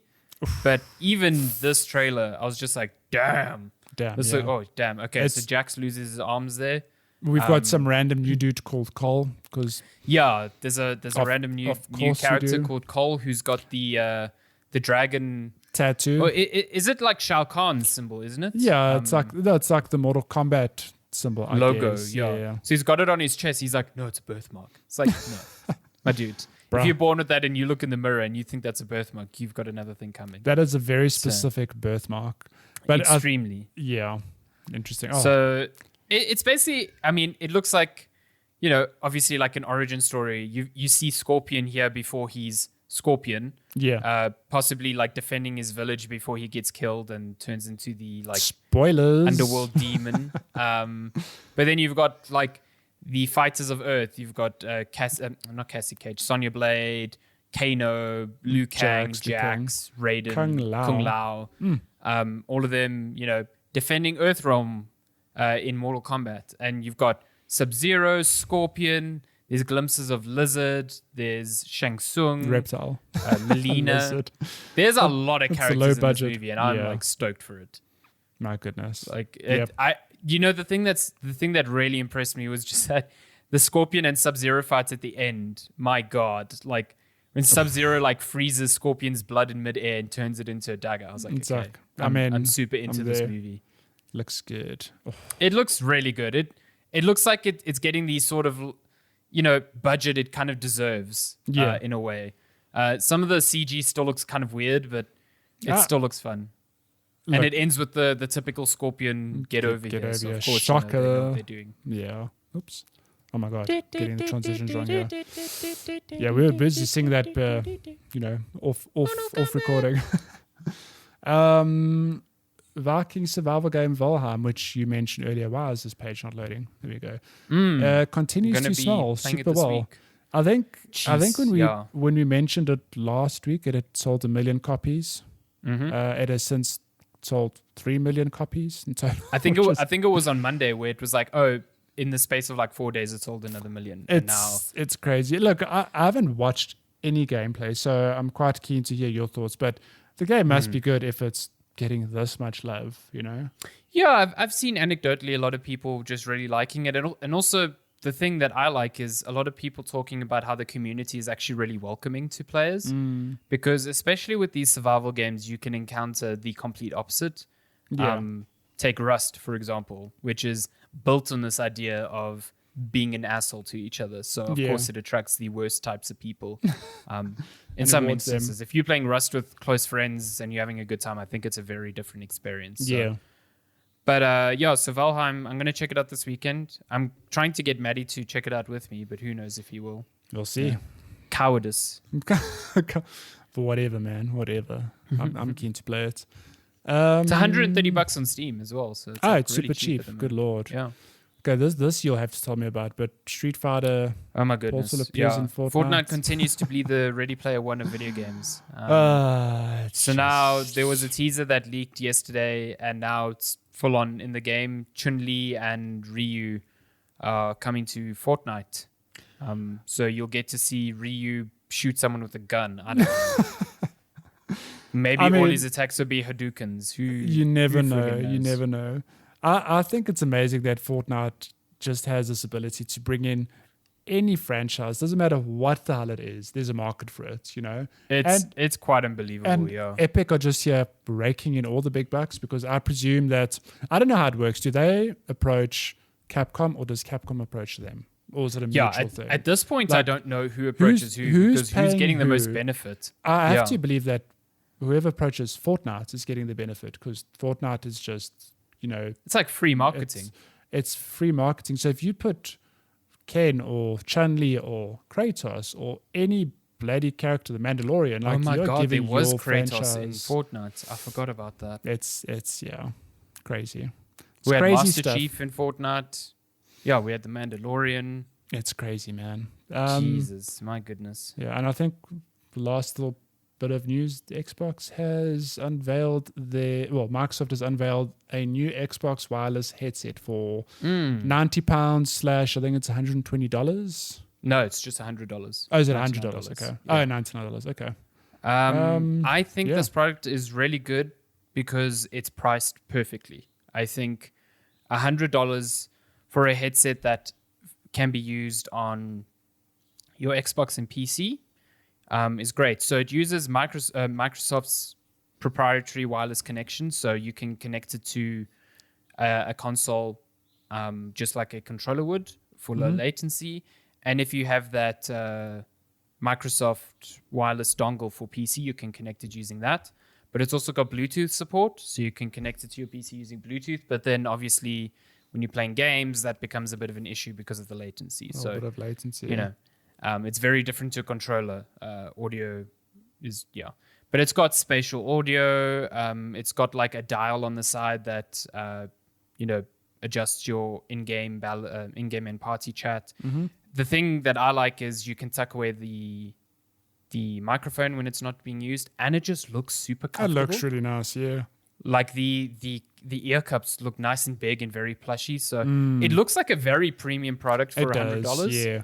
I thought the price was very, very competitive. Yeah, it's cheaper than PlayStation 5's Pulse headset, or what's it called? The PlayStation 5. It's not the. God. It's just the. it's the not platinum. Pulse. No, maybe it's just PS5 headset. I don't know. It's a bit cheaper. Yeah. As far as I know, if I'm not mistaken, it will be 1,800 rand locally. That headset. So, I mean, that's not an impulse purchase. That's still a premium headset. But I mean, given that headsets can cost upward of like 2,500 to 3,000 rand the plus. The PlayStation 5 one is 2,500. So yeah, it's like way, way more affordable. Well, it's 700 rand cheaper. So yeah. So that's cool. Yeah, if you're invested in that ecosystem, I think it's great. Yeah. It's a good time. I think that's news.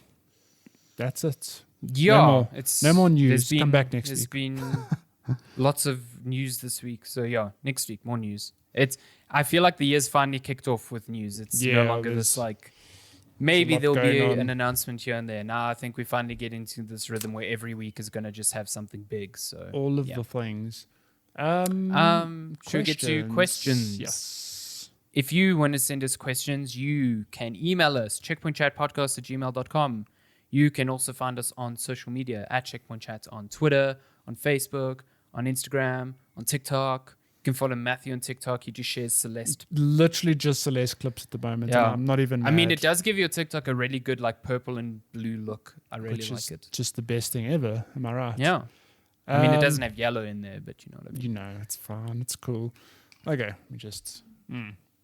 Sape some water. Matthew's taking a good water break. Someone redeemed some points on his Twitch chat. Let me just drink this ice juice quickly. Ice juice. So we have a question on Facebook from Franco Forleo. I don't know if I'm saying that surname right, but I can tell you that this is Franco from the Franco's Pizzeria. Franco Jr., some refer to him. I need some good pizza. Who says, I was thinking, why do PS and Xbox discount their first-party games after a few months to make them more accessible to people who can't afford brand new games, but Nintendo hardly, if ever, do? Or if they do, the price is reduced by a fraction. Let me tell you, I do not have an answer to this, but it is that's a good question. Yeah, it's a thing I've noticed I've been on and off the Nintendo ecosystem for like a long time now, and the last time I was consciously aware of it was during the Wii era when I had my own Wii, and it was just mind-blowing that games just never went cheap, ever, on the Wii. And to this day, I think, like he's mentioned, they might be on sale, like you'll get 10 or 20% off, which is cool, but I think Breath of the Wild, like let's take that as an example. Breath of the Wild is now going on 4 years old, or is it? It is about 4 years old now, right? I mean, the Switch will be 4 years old in March, so 4 years, yeah. It's 4 years old, but you'll still pay full price for that full game, price. if I'm not mistaken, which is like in some cases more grand. because the exchange rate has worsened since Yeah, then. So which you'll is pay like, more than what it costs then. which doesn't make any sense because, like he's pointed out, you could pick up God of War as an example on the PlayStation. Like let's say just have a PlayStation 4. You could pick up God of War, one of PlayStation's best games, for probably like 300 rand, maybe Even a little less. bit, I've seen it maybe, for maybe like less, maybe more. 150 at times. Breath of the Wild, which is older than God of War, is like double the price, and it's just, I don't know. Like I don't know if there's an explanation for it other than that maybe just Nintendo make more money, which they clearly do because people continue to buy their games. But the third party stuff I found on Switch is doing much better than yesteryear because like you can pick up some really great deals on that eShop, but those prices are not dictated by Nintendo. I don't think it's the third party people. Or like them, I don't know. There must be a bit of overlap, but there's still a case every now and then of like a third party, especially indie games. It's like out on PC and Switch, and then it's sometimes double the price on Switch. Yeah, it's like why? It doesn't make sense. But I mean, if it goes on sale on Switch, you can get it for super cheap. Like and usually does go on sale quite frequently. The closest middle ground that I've ever seen is what's that damn Mario game with the rabbits? Is it Rabbit Kingdom? Mario plus Rabbids Battle something. I mean, that is not necessarily a Nintendo owned IP, but it's like you can get a Mario game for $300. Yeah, because it's Ubisoft. It's Ubisoft though. So I don't know. I don't think there's any explanation. But I completely agree with him. It's a bit ridiculous. Like, I mean, there is one other publisher in the game that does the same, and that's Activision. They no, that's true. Red Dead Redemption, and although that's 2K. Sorry, that's 2K. Activision. Think about Call your of Call of Duty. Duties. Sorry, yeah. Your Call of Duties don't go on sale. Your StarCrafts don't go on sale. Yeah. Blizzard games were notorious for that. Like, it would be like Diablo would be like the same price throughout its lifetime. Yeah. And it just makes no sense. Maybe they don't want to have this perception of devaluing their games, which I guess is fair. But when the rest of your competition is like, especially nowadays, games go on sale so quickly. Yeah. It almost to me seems very silly to buy games at launch. Like I've seen, for instance, Cyberpunk going for like $300 in places already. So what? The game's like 2 months old, 3 months old. Exactly. So shit. Yeah, Nintendo doesn't do it. I don't know why. I have to think it's a sort of like we see our first party licenses as premium and they will remain price premium. And I guess that's also why they feel comfortable charging $60 for a port of Skyward Sword, which to me is ridiculous. Yeah. I cannot believe they are doing that. When you've got games like, you've got brand new games, Spider-Man Miles Morales for $40. Like you get collections like, Ratchet and Clank, the remake, when that came out on PS4 was $40. Yeah. And that was a remake. That wasn't just HD remaster. Yeah. You know what I mean? So, yeah, I've seen a lot of people already quite angry that Skyward Sword is a full price game. I do think it's ridiculous.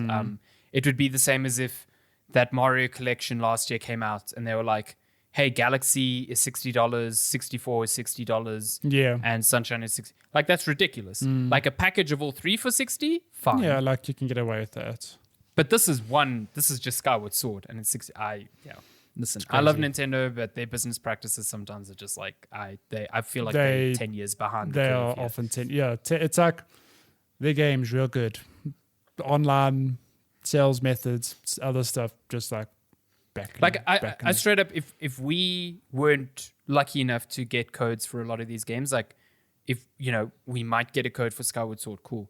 If we didn't, I would not buy that on release day because it's too expensive. Yeah, it's too expensive. It's way too expensive for that. So yeah, I don't know. We'll see. So yeah, good question though, which will keep us up at night because like why do Nintendo charge too much? We have two questions over on Instagram. Now this fascinates me because one is from Jade and Joe, and the other one's from Deathbox ZA. They're the same person. He just doxed himself. Why did he send them from different accounts? So you played yourself. He played himself. So question number 1: if you won a supercar like a Ferrari, what would you do? I would drive it for a month and then I'd sell it. And I have to think that I would probably do the same because, like, while I would love to own a supercar, the upkeep and the petrol consumption would bankrupt me. Like, very good point. The insurance, oh my God. Can you imagine the insurance on like a Ferrari? Holy shit. In South Africa. Yeah, because that's not an everyday car. You're not driving that every day. Although in South Africa, you have to wonder who's going to steal a Ferrari. Because it's like, but if you have an accident, though. Yeah, exactly. It's the accident. It's the cover if you end up in an accident, like the premiums on that sort of car. That's why, you have to be rich to own that car as well. It's not the buying is just the first step. I'd take it for a few drives and then I'd sell it. Have a couple million to my name. Why not? Especially if I've won it. So it's not like I've won a house or whatever. Like, sell it, use that money towards something that actually grows in value. Cars are like, they're the thing that as soon as you drive it out the garage, it's like already worth less. Oh my gosh. Just cars are just, my cars. I wonder if there are clauses in some of those things where it's like you cannot sell this car for X number of years. Wow, though. Like, then it's not really yours, I guess. It doesn't matter. Yeah, you're giving it away. But I have to believe that it's probably like frowned upon to sell something. Yeah, I'm also sure they can't stop you. Yeah. Like, if it is yours, then this is the Ferrari police. You rock up at a secondhand dealership and they're like, Put those pink slips down. You can't do this. It's like, okay, what if I race my car away? It's like, nope, can't do that. Well, if you do, we can't catch you. So don't do that. Don't do that. And then you race away and you use all the petrol in the car and you have to take out a second bond. So, my goodness. Some of those new Ferraris, though, hot as hell. My goodness. Look, if I were to win a supercar, it's not quite a Ferrari, but the Audi R8 is a car. Ooh. I've often thought, like, if I were to ever be rich one day and I were to ever treat myself, like, I wouldn't buy a Ferrari or like an Aston Martin. I think the Audi R8 to me is like just the car I'd probably look at because you should go look at the new. They announced the new Audi e-tron, which has got a Porsche engine. Please tell me it's got a Tron tie-in. No, damn it! I wish. But apparently it was driven by Tony Stark in one of the Avengers movies when it was a prototype. But now it's actually manufactured. It's a stunning car. When you started that sentence, I thought you were going to say it was driven by Tony Hawk. I was like, Birdman just got his e-tron Audi. It's got enough boot space for his skateboard. My goodness.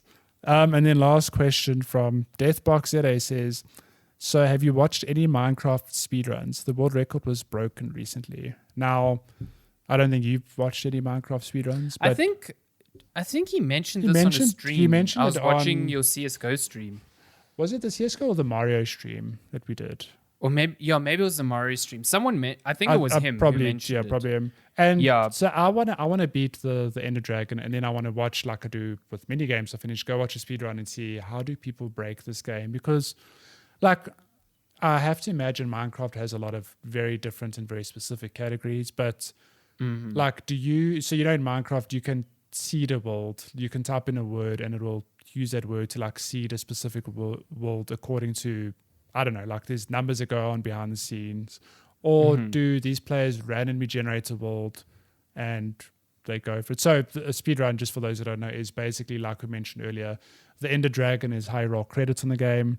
So speedrunning Minecraft is you beating the Ender Dragon, which if you've played Minecraft, you know it's not a thing you can't just spawn and go beat the Ender Dragon. Like you have to find a fortress, I think, which has a portal to the Ender Dragon. You need to get resources to get there. There's a whole lot of other things at play, and I don't quite know how you optimize that. Like, how do they do it? I don't know.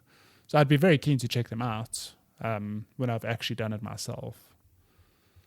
Yeah, but I'm fascinated that I think it was the first time I'd heard that there are Minecraft speedruns. So I'd be curious to watch one, because I'd love to know, like, what are the sort of items you need to get to certain areas and how quickly can you mine them. Yeah, because like it would just be like optimization to the nth degree. Yeah, because for example, in Minecraft you can mine diamonds, which you use to make tools. Okay, diamonds are not very straightforward to find. You have to diamonds are forever, Matthew. Diamonds shine bright like a diamond. How far do you want to take? Like you need to dig down and go literally mine for a diamond. So do these speedrunners, for example, just spawn, get some basic bitch gear, and then dig straight down? Yeah, maybe find they're diamonds. Just really good. Yeah, like I don't know. I'd love to know what tactics they use to do that. So. But like you need certain tools to mine diamond as well. You can't just hit it with a stick. Yeah, like you need. I think you just need a stone or iron pick, which. Again, iron isn't really available. Like it's a lot easier to find than diamonds, but you still have to go find it. You see, it's like all these steps. It's like to get this, you need this first. But exactly. To get that first, you need so how do they first, optimize it? I don't know. I'll report back. Yeah, so that's what I'm curious to see. That's pretty cool. Yeah. But I think that is all the listeners wrote. We have no more questions, not that I can see anyway. Nothing on Twitter, nothing on email. Wait, Allah, were there any emails? I didn't check. See any, but you should double check. But there are no emails. Okay, that's it. If you want to send us questions, you can always email us, checkpointchatpodcast@gmail.com. You can also catch us on all of our social platforms, at Checkpoint Chat on Twitter, on Instagram, on Facebook, on TikTok. Or Matthew's on TikTok. All the good places. Yeah. But yeah, that's been episode 134, Checkpoint Chat.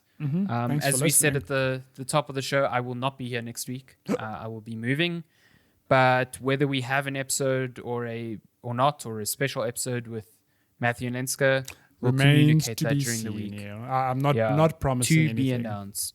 To be announced. If not, then we're taking a sneaky break just next week, just because, well, I'll be unpacking boxes, so it's just not feasible for me to record while that's all happening. But then we'll be back. So enjoy this view. This is the last time you'll see this all around me. No more Paw Patrol.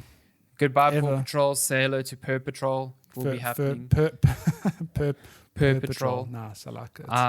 Yeah, I'm excited to maybe have a room with less echo. Maybe it won't be How many LED lights will you have in this room? I should really invest in that whole streamer setup. I should get that whole like colored lights behind me, make them yellow or something like that. You really should make them spell. But first I need to buy a fridge. Who needs cold food when you can have yellow lights? I mean, come on. Where are your priorities? We've bought like most of the things already that we need, but the thing that we still need, we needed like a dining table and we need a fridge.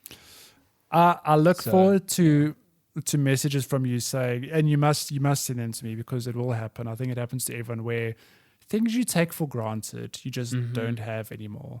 Like for us, one of the things that comes to mind is like a broom. It's like we just did not have a broom. It's like, damn it, how do we not have this essential life tool for keeping the place clean? I told you, I'm going to buy a fleet of Roombas, one for each room. You're gonna ride them. And then just like Tom on Parks and Recreation, which I'm watching currently, which is really good. He puts an iPod dock on each of his Roombas. So he calls his Roomba DJ Roomba because it plays music while it's busy cleaning the house, which is amazing. I think it's so funny. You're going to message Parks and Recreation's a good time. Can I come over and borrow your tin opener? I don't have. Yes. I'll come borrow some sugar from you. And borrow some toilet paper. No, hey, I'll be a lot closer to you so we can... way closer. When we finally settled and maybe the virus has calmed down a bit, we'll have you over. Yes. Nice. For some dinner. For some good vibes. I'll need a fridge by then. Otherwise, I'm going to have to get some you're gonna be like, hey, you're gonna come over for dinner. By the way, can you please bring over your fridge? Yeah, please bring over your refrigerated meat or your refrigerated vegetables. Thank you in advance. We do not have them. Also, bring exact amounts because we cannot keep them and they will not be consumed. Yeah, but so long and the short of it is next week. Maybe not happening, maybe happening. We'll see, but we'll back. See. Yeah, the following week. We'll communicate it well before time. But yeah. Thanks again for tuning in. If you're listening only on audio, just a reminder that we have launched video podcasts powered by Logitech G. Yes. So you can catch us on YouTube. I think we have hit over 100 subscribers. Thank you so much. Yes. That's awesome. It also means we can finally get our custom URL on YouTube. So when YouTube decides to make that option available, for some reason it's not. I don't know why it's not turned on yet, but it's coming. Yeah. So then we can actually just give you a custom URL to navigate to instead of the ridiculous string of random letters. Make sure you visit youtube.com/YZ352RUJ. Oh, so easy. And subscribe. So easy to remember. I mean, why do we even need a custom one at this point? Come on. It's like just rolls off the tongue. But aside from the podcast up there, Matty breaks out the news segments there. We put up replays of any streams you do as well. So give it a look there if you're looking for some good DVR content, or if you just want to see our lovely faces. Those are lovely faces. I mean, you can see what shirts we're wearing, what our hairstyles look like. You're wearing Witcher. I'm wearing, my camera angle's bad, but I'm wearing a GameSpot shirt. Nice. Represents. And we're leaving. Yeah. Goodbye. Thank you so much for listening. We'll be back soon. Not next week. Who knows? Goodbye.